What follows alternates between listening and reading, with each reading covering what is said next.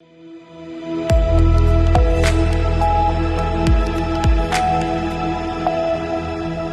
के बाद स्वागत है आपका छत्तीसगढ़ बुलेटिन में। आपके साथ मैं हूं इशिता तिवारी। बुलेटिन में बात करेंगे दुर्ग की, जहां वृद्धावस्था पेंशन कई बुजुर्गों तक नहीं पहुंच पा रही, जिससे आर्थिक रूप से कमजोर लोग परेशान हैं। आगे बात करेंगे दुर्ग की ही, जहां शहीद दिवस के अवसर पर शहर देशभक्ति के रंग में नजर आया, जहां ग्रीन चौक पर आयोजित कार्यक्रम में भगत सिंह, सुखदेव और राजगुरु को भावभीनी श्रद्धांजलि अर्पित की गई।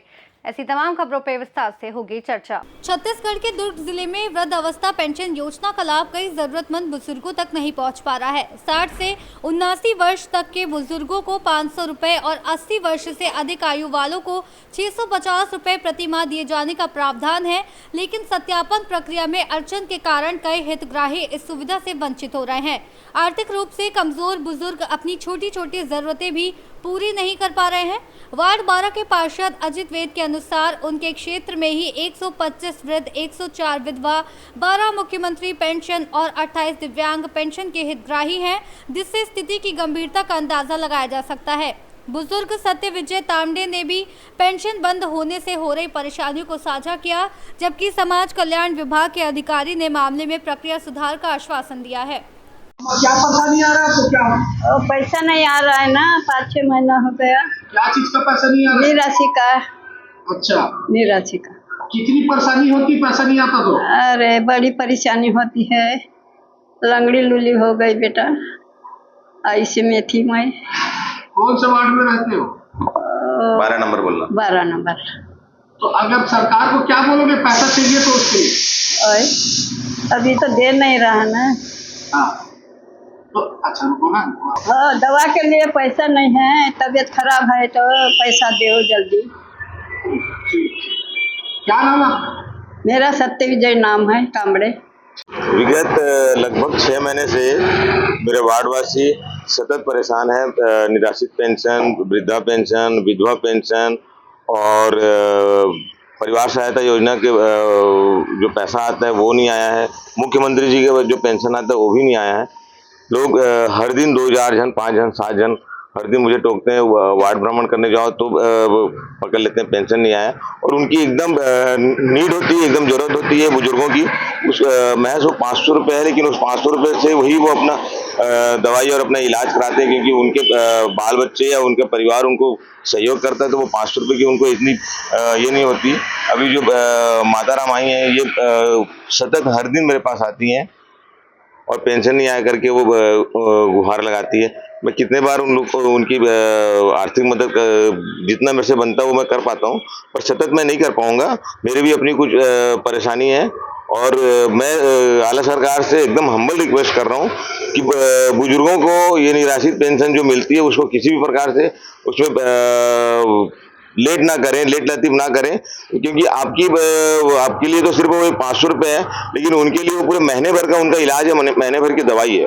तो मैं आपसे आला सरकार से एकदम रिक्वेस्ट करूंगा, नगर निगम सरकार से रिक्वेस्ट करूंगा और हमारे माननीय श्री गजेंद्र यादव जी जो विधायक जी हैं, सांसद महोदय जी हैं, उनसे भी करूंगा कि मुझे जहां तक पता चला है केंद्र सरकार से वो फंड्स रुके हुए हैं, तो केंद्र सरकार को अवगत कराएं और जितने भी वृद्ध पेंशन है, बुजुर्गों की पेंशन है, विधवा पेंशन है, इसको लोगों तक पहुंचाने की कृपा करें।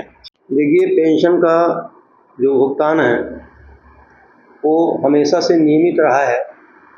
अभी वर्तमान में इनका जो पेंशन का भुगतान है ये अपने जो SNA पोर्टल है, पोर्टल के माध्यम से किया जा रहा है। कुछ पहले जो है PFMS के माध्यम से था और उस पोर्टल को जो है चेंज करके SNA में चेंज कर रहे हैं।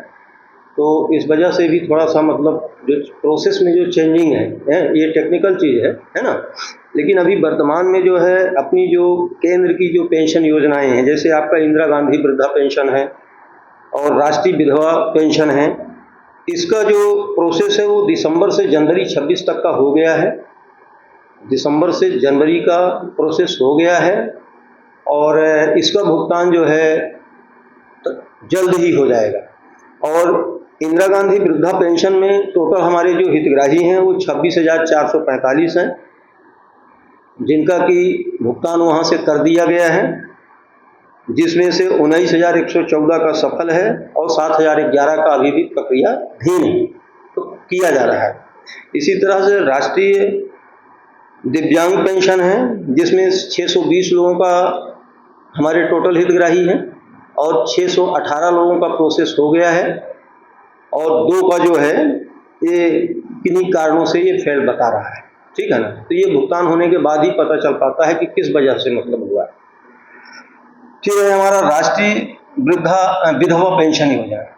राष्ट्रीय विधवा पेंशन योजना में हमारे 11,094 हितग्राही हैं, जिसमें से 8,359 का जो है सक्सेस हुआ है और 2,695 का जो है अभी प्रक्रियाधीन है। और इनका जो भुगतान का प्रोसेस है वो अक्टूबर से दिसंबर तक का है, यानी 3 महीने का पेंशन। वो भी धीरे धीरे एक एक करके सबके अकाउंट में पहुंच रहे हैं। आम जनता को क्या अपील करना चाहेंगे जो इससे परेशानी से जूझ रहे हैं? जी, आम जनता से हम यही कहना चाहेंगे कि चूंकि ये प्रोसीडिंग जो है चल रही है और कुछ इशूज जैसे आपके बैंक में आ जाते हैं, जैसे कतिपय कारण होते, किसी का IFSC गलत दे दिए, किसी का आधार सीडिंग नहीं है, तो इस वजह से भी रुक जाता है। कभी कभी KYC की वजह से, जिनका KYC नहीं उनके खाते में नहीं आ पाता है, तो थोड़ा सा बैंक से भी संपर्क करने का जो है हम उनसे अनुरोध करते हैं कि अपने नज़दीकी बैंक से जहाँ पे उनका अकाउंट है तो वहाँ पे संपर्क करें, अपने खाते की जानकारी लें और अगर पेंशन नहीं आता तो उसकी शिकायत ज़रूर करें, जानकारी दें ताकि उसको सुधारा जा सके। दुर्ग से सीनियर संवाददाता धर्मेंद्र गुप्ता की रिपोर्ट। शहीद दिवस के अवसर पर दुर्ग शहर देशभक्ति के रंग में नजर आया, जहां ग्रीन चौक शहीद चौक पर आयोजित कार्यक्रम में भगत सिंह, सुखदेव और राजगुरु को भावभीनी श्रद्धांजलि अर्पित की गई। कार्यक्रम में पूर्व विधायक अरुण बोरा सहित बड़ी संख्या में सिख समाज के वरिष्ठ जन और नागरिक उपस्थित रहे, जिन्होंने शहीदों के चित्र पर पुष्प अर्पित कर उनके बलिदान को याद किया। पूरे आयोजन के दौरान भारत माता की जय और इनकलाब जिंदाबाद के नारों से वातावरण गूंज उठा। वक्ताओं ने कहा कि शहीदों का बलिदान राष्ट्र के प्रति समर्पण और एकता का संदेश देता है और उपस्थित जन समूहों ने उनके आदर्शों पर चलकर देश सेवा करने का संकल्प लिया। तो इस देश की आज़ादी और देश के लिए जिन्होंने अपना बलिदान दिया, उन शहीदों को याद करने के लिए पिछले कई वर्षों से हम यहाँ पर इस चौक में, जिसके शहीद चौक का नाम दिया गया है, उनके स्मरण के लिए यहाँ पर कार्यक्रम आयोजित करते हैं। उसी तारतम्य में आज भी हमारे शहर के लोकप्रिय विधायक रहे भाई अरुण बोरा जी भी हमारे साथ हैं, जिसमें हमारे पूर्व विधायक जी का भी बहुत बड़ा योगदान रहा और इस चौक का नाम भी शहीद चौक किया गया। और इस परंपरा को कायम रखते हुए जो युवा हैं उनको भी प्रेरणा मिलती रहे कि 23 साल की उम्र में जो बंदा देश के लिए फांसी पे झूल गया, उनकी शहादत को याद करके देश के लिए, जैसे आज जो युवा है देश के प्रति समर्पित होने के लिए लालायित है और युवाओं में ये जोश और ये सारी चीज़ें जो भी हैं, क्रांति की भावना, ये सिर्फ हमारे भगत सिंह जी, राजगुरु, चंद्रशेखर आज़ाद, सुभाष चंद्र बोस, जिन्होंने नारा दिया था तो मुझे खून दो मैं तुम्हें आज़ादी दूंगा, उनकी प्रेरणा से देश जो है दिनों दिन, हमारे देश में कोई आंख टेढ़ी करके भी नहीं देख सकता। और हमें फख्र है कि इस दिन को हम यादगार के रूप में मनाते हैं। आज जो शाम को यहाँ कवि सम्मेलन का आयोजन होता है, ये माल्यार्पण के बाद 11 बजे से लेकर 2 बजे तक खालसा पब्लिक स्कूल में ये सारा कार्यक्रम गुरु सिंह सभा एवं सिख समाज की ओर से वहाँ आयोजित है हॉल में, और इसे हम पूरी श्रद्धा, मैं Rajendra Pal Singh, Khalsa public school managing committee का अध्यक्ष। पूरा देश आज शहीदों को नमन कर रहा है, जिनके बलिदान की वजह से ही आज हम आज़ादी की सांस ले रहे हैं। और आज दुर्ग सिख समाज के द्वारा, गुरु सिंह सभा के द्वारा, आज जो दुर्ग के प्रमुख शहीद चौक है, वहाँ पर भगत सिंह जी, राजगुरु जी, उधम सिंह जी, सुभाष चंद्र जी बोस की प्रतिमाएं स्थापित है, उनको जाकर हमने नमन किया है और इस बात का संकल्प लिया है कि आपने जो बलिदान दिया है उसे व्यर्थ नहीं जाने देंगे। और हम सब इस बात का संकल्प लेते हैं कि देश की एकता, अखंडता और सर्वधर्म समभाव की भावना को हम अपने कार्यों के माध्यम से मजबूती देंगे। क्या आज लगता है कि वर्तमान में युवा शहीदों के बलिदान को सही तरीके से समझता है? नहीं, युवा बहुत बड़ी शक्ति होती है और इस बात को वो महसूस कर रहे हैं कि आज़ादी, कोई भी चीज़ आसानी से प्राप्त नहीं होती।